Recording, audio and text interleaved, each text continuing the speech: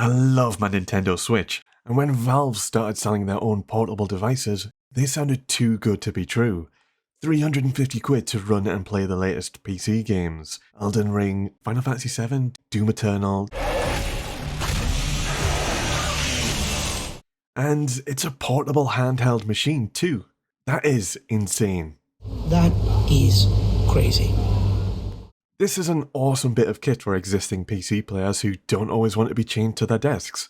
I really like that you can play a game on the go, your game saves will automatically upload to Steam and then download on your PC, so you can continue where you left off at your desk. But this is also a gateway drug to the world of PC gaming for new players. I've recently been playing Persona 3 Portable every night in bed and I just can't put this thing down, and I've missed out on so much sleep.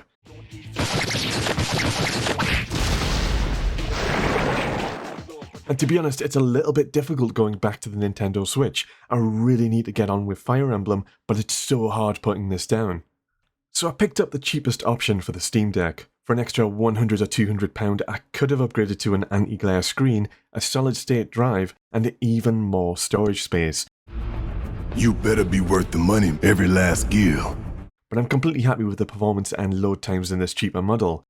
It does have a microSD slot, so I invested a little in a memory card, and now I've got 5 times the space for more games. I'm kind of really surprised how well it runs and plays games off the microSD cards.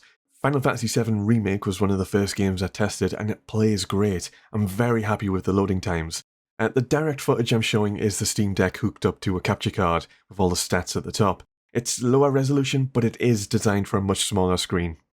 Hey, I'm trying to grow the channel. My goal is to reach 1,000 subs, so any support would be greatly appreciated. Thanks. One of the downsides to the Steam Deck is that not every game is compatible.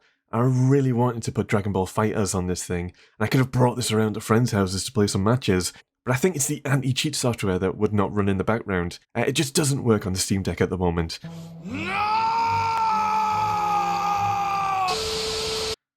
You can combat this by installing the Windows operating system, and that was my original plan, but to be honest, I'm happy that it can run a huge majority of my games library, so I'm not going to bother faffing on with installing Windows. Steam does a pretty good job of letting you know how compatible games are with the deck, and if you check out ProtonDB, there's a database of all the games with people's recommendations and workarounds to get some of the incompatible games working. I had to install a little mod to get Final Fantasy XIV working, but it's kind of mind-blowing having a MMO world in your hands. Something that really surprised me are the controls on this thing. So before I talk about controls, I should say I was one of the people that picked up the Steam controller, and I was in the controversial camp with that. I just couldn't gel with the Steam controller. Because of that, I kind of had low expectations with the Steam Deck's controls going into this. But honestly, this feels great. The buttons are solid, the analog sticks feel premium, and the shoulder triggers are great. There's touchpads and some extra back paddles, but they're completely optional and I don't really make use of them. If your arms get tired, you can put the deck down and effortlessly connect a Bluetooth controller. To be fair, it is quite a bit heavier than the Nintendo Switch, so my preferred way to play is with my PS5 controller. The speakers are worth a mention too. They're pretty freaking good quality, but I've also enjoyed connecting my Bluetooth earphones for when you want to blast the music, like when you're playing Persona, Final Fantasy, Devil May Cry, or if you just need a bit more privacy.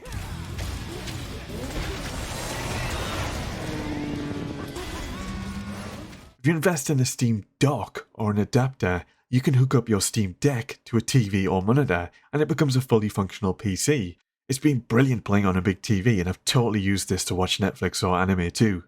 The official Steam dock is quite expensive. I went with a cheaper alternative on Amazon, which does the job. You're only going to get a few hours out of this before you're out of batteries. The battery life depends entirely on how graphically intense a game is, but with this button at the bottom right down here, you can access this nifty little micro menu. From here you can adjust settings or set limitations to things like your frame rate to squeeze out as much battery life as possible. When I'm portable, I'm always in this menu trying to balance the experience. You can trade performance or visuals for more battery time. On average I get about 3 to 4 hours out of full batteries, but like I said, it's completely dependent on your settings and the games you're playing. So the best thing to directly compare this with is the Nintendo Switch. Side by side, the Steam Deck is quite a bit bigger. You can just about squeeze your Switch into your pockets, but there's no hope in hell with the Steam Deck. The deck is quite a bit heavier too, it's nearly double the weight. It's not as bad as an adult, but that extra weight might be a little bit more uncomfortable in long gaming sessions or in the hands of children. But hey, it's worth it when you don't have to stop playing Elden Ring to go to the toilet.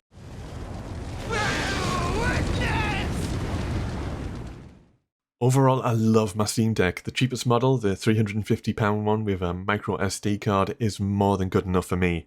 It's brilliant value for money for the power and hardware behind these. I can only imagine that Valve are selling these at a lost lead and make their money back on game sales. This has completely changed how I game for the better, and I look forward to playing more. Peace!